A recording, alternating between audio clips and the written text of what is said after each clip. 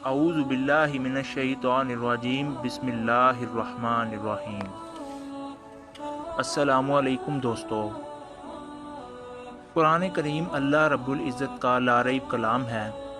یہ ایک مکمل ضابطہ حیات ہے اور انسان کی ذاتی، اخلاقی، سماجی، معاشی، معاشرتی، قانونی اور زندگی کے دیگر پہلوؤں پر رہنمائی فرماتا ہے۔ انسان کی پیدائش اور اس کائنات کی پیدائش، یہ ایسے موضوعات ہیں جو فلسفیوں، سائنسدانوں، مذہبی دانشوروں سمیت مختلف شعبہ جات میں انسان کے ہاں ہمیشہ سے مقبول رہے ہیں۔ جدید دور میں علم کے دیگر شعبہ جات کے مقابلے میں سائنس کو زیادہ پذیرائی ملی ہے اور سائنسی بنیادوں پر مرتب ہونے والے اس کے انکشافات بہت حد تک قابل بھروسہ سمجھے جاتے ہیں۔ اگرچہ ہر دور میں سائنس ارتقا پذیر رہتی ہے، جس کے سبب بسا اوقات اس کے انکشافات میں بڑے پیمانے پر تبدیلی واقع ہو جاتی ہے، تاہم اس سے توقع کی جاتی ہے کہ یہ کائنات کے چھپے ہوئے گوشوں سے پردہ اٹھاتی ہے اور بے شمار زیر بحث سوالات کا تسلی بخش اور تجربات و مشاہدات پر مبنی جواب دے۔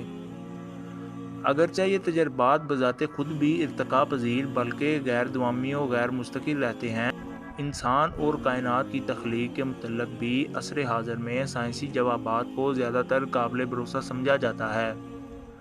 یہ جوابات انہی سائنسی قوانین کی روشنی میں مرتب کیے گئے ہیں، جن قوانین کا جادو ہماری روزمرہ زندگی میں سڑ چڑھ کر بولتا ہے، چاہے وہ ڈی این اے کا تجربہ ہو، موروثی بیماریوں کا علاج ہو، ماں کے پیٹ میں موجود بچے کی صحت و افزائش کے معاملات ہوں، خلا میں موجود سیٹلائٹس کے ذریعے راستہ کی تلاش ہو، ٹیلی کمیونیکیشن ہو، کمپیوٹر ہو یا دیگر جدید ایسی سائنسی ایجادات ہوں، انہوں نے اپنے قابل بھروسہ ہونے کا ثبوت اپنی کارکردگی سے دیا ہے۔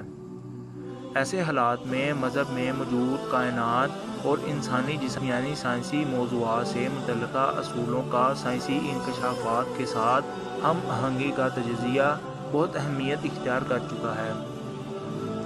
اگرچہ یہ غالب حقیقت ہے کہ سائنس کے اصول ارتقا پذیری رہتے ہیں، جبکہ کلام الہی حتمی علم کے حامل ہیں۔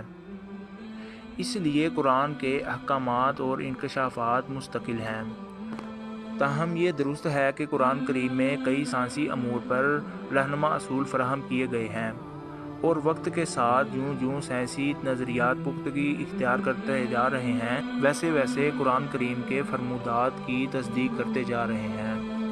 دوستو، قرآن میں سورۃ انبیاء کی آیت نمبر 30 میں اللہ رب العزت فرماتا ہے، اور ہم نے ہر جاندار ہر چیز پانی سے بنائی ہے، تو کیا وہ ایمان لائیں گے؟ یعنی تمام جاندار اشیاء کی ابتدا پانی سے ہے، اور یہ اصول بھی آج کے موجود سائنسی نظریات کے لیے رہنما اصول ہے، جو یہ ماننے پر مجبور ہوئے ہیں کہ تمام تر زندگی کی موجودگی کے لیے پانی کی موجودگی اور اسے تعلق لازم ہے۔ زمین پر زندگی کی ابتدا سے متعلق غالب سائنسی نظریہ جن بنیادی قوانین پر قائم ہے، ان میں سے ایک پانی کی موجودگی ہے۔ جیسا کہ پروفیسر ڈیلتو مولر کہتے ہیں، زندگی جس حالت کو ہم جانتے ہیں، اس کے لیے ایک بنیادی ضرورت سیارہ کی سطح پر یا نیچے پانی کی موجودگی ہے۔ بائیو کیمسٹ ڈک لین کے مطابق ایسا بالکل ممکن ہے کہ آج تمام زندہ خلیوں کی عجیب بائیو جینیٹک خصوصیات کا تعلق چٹانوں، پانی اور کاربن ڈائی آکسائیڈ میں تلاش کر لیا جائے۔ یہاں یہ امر قابل ذکر ہے کہ اللہ رب العزت نے اپنی نشانی بیان فرمائی، مگر ان امور کی تفصیل انسان کے لیے چھوڑی گئی ہے کہ اپنی سمجھ بوجھ اور عقل کو استعمال کرتے ہوئے اللہ رب العزت کی مخلوق کے متعلق علم حاصل کریں۔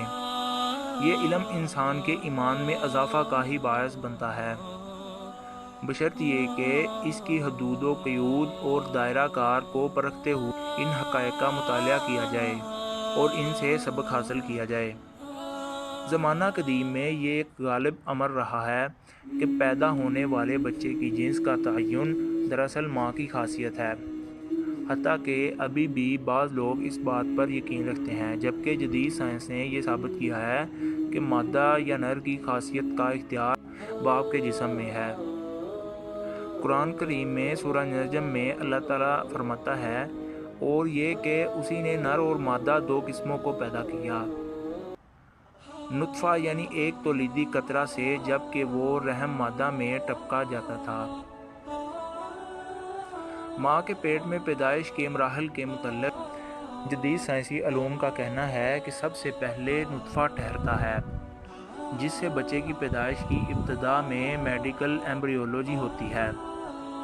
ڈاکٹر جان لانگ مین اپنی کتاب میں تحریر کرتے ہیں، انسان کی نشو و نما فرٹیلائزیشن سے شروع ہوتی ہے۔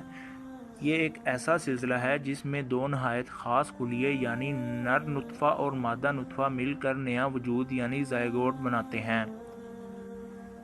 پروفیسر کیتھ ایل موور اپنی کتاب میں لکھتے ہیں، فرٹیلائزیشن ایسے واقعات کا تسلسل ہے جو نر اور مادہ خلیوں سپرم اور دوسرے مرحلہ کا بیضہ کے ملنے سے شروع ہوتا ہے، اور اس کا اختتام ان کے نیوکلیس کے ملنے اور ان کے کروموسومز کے انضمام سے نئے خلیے کی تخلیق پر ہوتا ہے۔ یہ زائگوٹ ایک بڑا خلیہ دو خلیوں کا انضمام ہوتا ہے جو انسانی جسم کی نشو و نما کی ابتدا کرتا ہے۔ اللہ تعالیٰ نے قرآن کریم میں سورہ المومنون کی آیت نمبر 12، 13 اور 14 میں ارشاد فرمایا، اور بے شک ہم نے انسان کی تخلیق کی ابتدا مٹی کے کیمیائی اجزاء کے خلاصے سے فرمائی ہے، پھر اسے نطفہ تولیدی قطرہ بنا کر ایک مضبوط جگہ رحم مادر میں رکھا، پھر ہم نے اس نطفہ کو رحم مادر کے اندر جونک کی صورت میں معلق وجود بنا دیا، پھر ہم نے اس معلق وجود کو ایک ایسا لوتھڑا بنا دیا جو دانتوں سے چبایا ہوا لگتا ہے، پھر ہم نے اس لوتھڑے سے ہڈیوں کا ڈھانچہ بنا دیا، پھر ہم نے ان ہڈیوں پر گوشت چڑھایا، پھر ہم نے اسے تخلیق کی دوسری صورت میں بدل کر نشو و نما دی، پھر اللہ نے اسے بڑھا کر محکم وجود بنا دیا جو سب سے بہتر پیدا فرمانے والا ہے۔ یعنی اللہ رب العزت نے قرآن کریم میں انسانی جسم کی پیدائش کے اصول بیان فرمائے۔ یہ قابل غور بات ہے کہ ان عوامل کی سائنسی تصدیق نزول قرآن کے بہت بعد میں ممکن ہوئی، تاہم جدید ٹیکنالوجی کی مدد سے ملنے والی معلومات نے انہی امور کی تصدیق کر دی۔ پروفیسر کیتھ موور انہی حقائق کو تسلیم کرتے ہوئے لکھتے ہیں، انسانی نشو و نما سے متعلق قرآن مجید کی آیت کی توضیح 7ویں صدی عیسوی میں ممکن نہیں ہوئی، حتیٰ کہ 100 سال قبل بھی نہیں ہوئی۔ اب ہم ان کی توضیح کر سکتے ہیں کیونکہ جینیات سے متعلق جدید سائنس نے ہمیں نئی سمجھ بوجھ دی ہے۔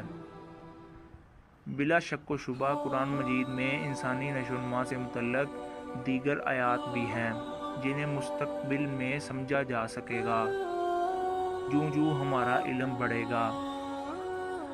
Professor doctor T V N Prasad کہتے ہیں، بہت زیادہ صداقت ہے اور ڈاکٹر موور کی طرح میرے قرآن کریم میں ذہن میں کوئی الجھن نہیں۔ یہ خدائی الہام یا وحی ہے جس نے انہیں نبی کرم صلی اللہ علیہ وآلہ وسلم کو ان فرمودات تک لایا۔ امریکہ کے پروفیسر ڈاکٹر ای مارشل جانسن کہتے ہیں کہ قرآن نہ صرف انسان کی بیرونی حالت کی نشو و نما کے متعلق بیان کرتا ہے بلکہ اندرونی مراحل پر بھی زور دیتا ہے۔ مضغہ کے اندرونی مراحل، اس کی پیدائش اور نشو و نما اور اس کے دوران اہم تبدیلیوں پر زور دیتا ہے جنہیں جدید سائنس نے تسلیم کیا ہے۔ دوستو، کبھی کبھار تو یوں محسوس ہوتا ہے کہ جیسے قرآن کی آیات پڑھ پڑھ کر ان سائنسدانوں نے اپنی تحقیق دنیا کے سامنے پیش کی۔ اس سے ایک اور بات بھی واضح ہوتی ہے کہ جن چیزوں کے بارے میں 100 سال پہلے کچھ علم نہ تھا وہ 1500 سال پہلے قرآن مجید میں کیسے آ گئے۔ بلا شبہ یہ کتاب اس ہستی کی ہے جس نے ہم سب کو نازل کیا۔ آج سائنس جگہ جگہ دین اسلام کی حقانیت کو بیان کر رہی ہے، لیکن ہم مسلمان عمل سے بیزار ہیں۔ دوستو، امید کرتا ہوں کہ آج کی ویڈیو آپ کے لیے انفارمیٹیو رہی ہوگی۔ اگر ویڈیو اچھی لگی تو لائک کیجئے اور چینل سبسکرائب کیجئے گا۔ شکریہ۔ آج کی ویڈیو کے لیے اتنا ہی۔ اللہ نگہبان۔